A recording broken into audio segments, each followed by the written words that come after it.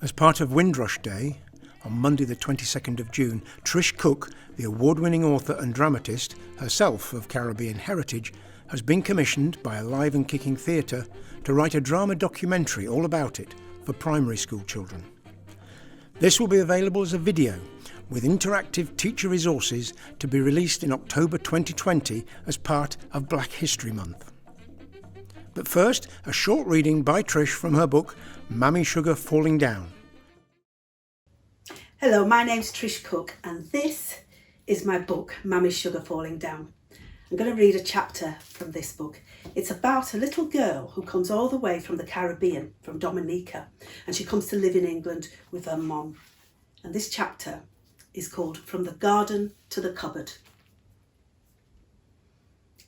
When Elizabeth came to England, she was so small she could hardly reach Aunt Cece's hand as she marched her up the steps of the aeroplane. Elizabeth had never seen a train before, never mind this strange metal bird she was boarding with this lady she hardly knew.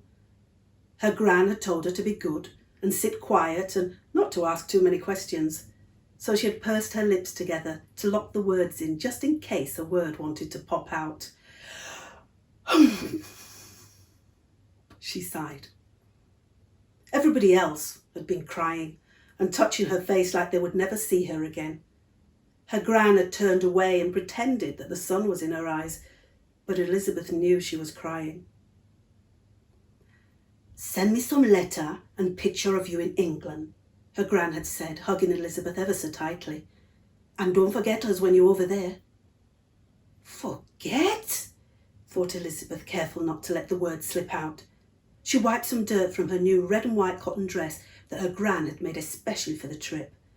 Goodness knew how the dirt had got there. Forget? She said to herself. How on earth could she forget her gran? She touched the pleats in her dress again, and she tried to rub out the grey stain. Maybe it had got there when she had crouched down between the tomato bush and the spreading leaves of the banana tree to say goodbye to the garden. Maybe that was how the dirt had got there. When she had gone back to give them each a hug, Banana's leaves had tangled her up and tried to hold her back. "You remember us?" Coconut had shouted from his great height in the tree above the rest. "I remember all you," Elizabeth had answered tearfully. "I had some cousin left last week. They write and tell me that they're living in a cupboard now. Maybe you'll meet up with them when you reach England," Hot Pepper announced. "You have family in England?" Elizabeth asked. "Well, it seems like that's where everybody is going," Grapefruit said, and Orange agreed. "We have 2 auntie there," said Nutmeg to Cinnamon. "I know, and hundreds of spicy cousins," Ginger added. "They just ship them out on the boat to England," Nutmeg informed her. "Maybe we's next," Hot Pepper said. "I hope so," Elizabeth sighed, saying her last goodbye. And then she laughed at the thought. From the garden to the cupboard.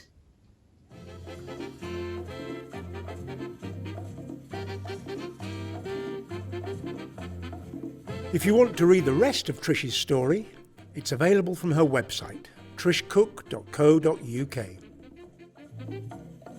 To book your Windrush video and education pack for Black History Month, contact aliveandkicking@ntnworld.com or phone John Mee on 01132 958 190.